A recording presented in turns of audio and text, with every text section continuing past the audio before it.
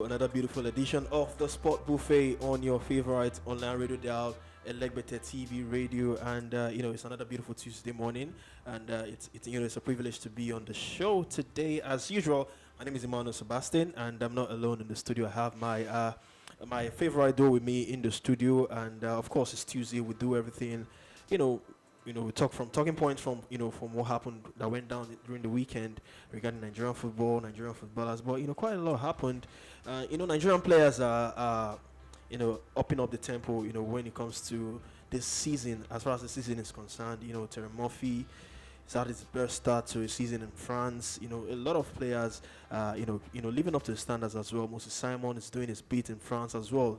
Josh Maja in the French League Two with Bordeaux. Remember, they got relegated, and we all thought he was going to move on. And he's banging in the goals in the French League Two with Bordeaux, and they are currently joined top in the League Two, so they might just be securing promotion at the first time of action. Not forgetting as well Amiens, where we have our own Nigerian brother Tolu Arokodare, who's also doing so well.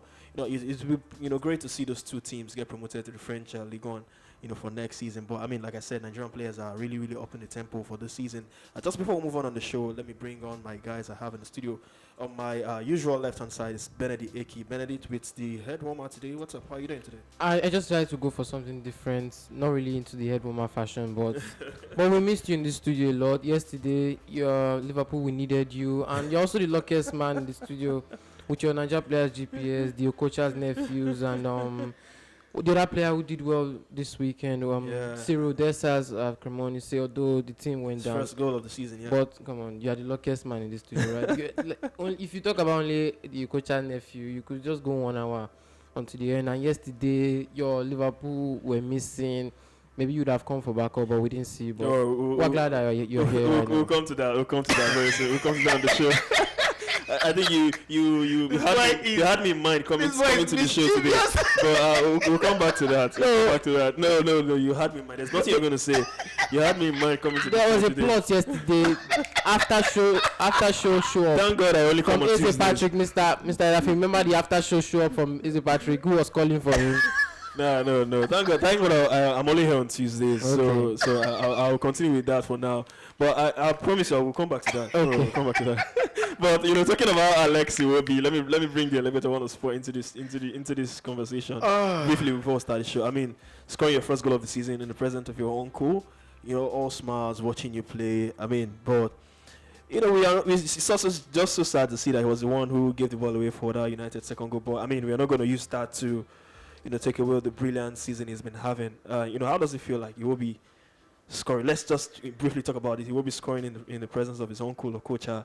All smiles at the Goodison Park. Brilliant goal, brilliant first goal of the season. I don't think that there is anybody that can argue about the fact that when JJ walks into a football stadium, especially in the Premier League, where is really show. Let me say it in pidgin English. That's the only adjective that can fit it. Where he showed them Pepe, where he showed most of the players, them Ripalo, every player that played in the Premier League, Pepe. And in the presence of greatness, you choose that day to score your first goal for the season. I think it's a good one. Alex Iwobi always would have reference anytime when he plays football. He wouldn't say that football is accident for him. There is reference point. There is Imao Okocha. There is another person before that one, and then there is Austin Jejo Okocha, and that family have football crested in their DNA from the beginning, and it feels good. But it's not just about that game against Manchester United. Manchester United, are on the rise, and there's obviously something about them right now that just like that day was set to happen like that. Marcel got injured, Casemiro is on that field, and Cristiano Ronaldo came on, and that those Madrid players linking up again, something definitely could happen, and that happened. But then for Alex Iwobi, you always sit back and say to yourself, this boy have given his life, blood, and sweat, everything. It's improved his game, his positioning on the field is beautiful. I was just talking to Larry, my partner on Atlas, about him before we came on the show. And one thing that you talk about, Alex, is the fact that Right now, nobody can outrun him. Nobody can outwalk him.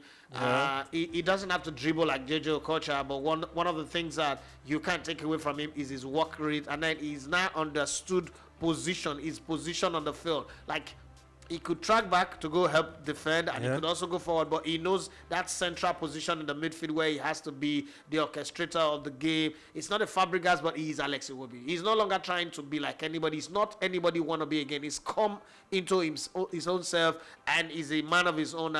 He knows what to do on the field. He knows when to pull the trigger and fire. He just that goal wasn't an accident. If you look at the goal he scored against Algeria, you would understand that wasn't an accident. And the amount of passes that he gives, again, when you look at the Everton team, you now ask questions.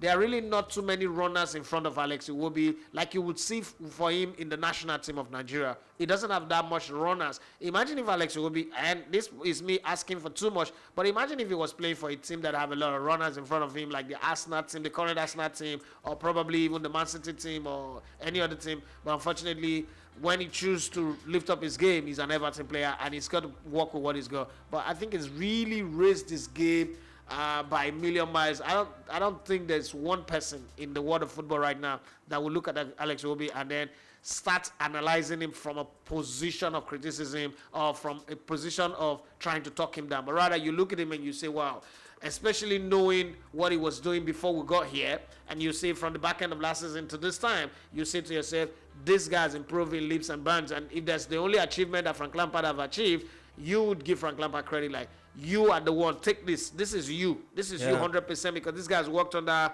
Arsene Wenger, under Emery, and whoever he's worked with before. This is not the first. This is not just coming straight from academy to Frank Lampard. You say, Frank Lampard, this one is yours. Take the whole flower for what you've turned Alex Iwobi into, and it's good for Nigerian football, African football, and it's also good for Alex Iwobi himself. All right, when we say he scored his first goal of the season, I mean, he's been more of a goal provider this season. He's had 3 assists. And that goal against Manchester United was his first of the season. So brilliant one for Iwobi. Hopefully more goals. At some point in that game, he was playing as a right back. So yeah, so hopefully as the season progresses, he gets to score more goals and add more numbers to his game moving forward.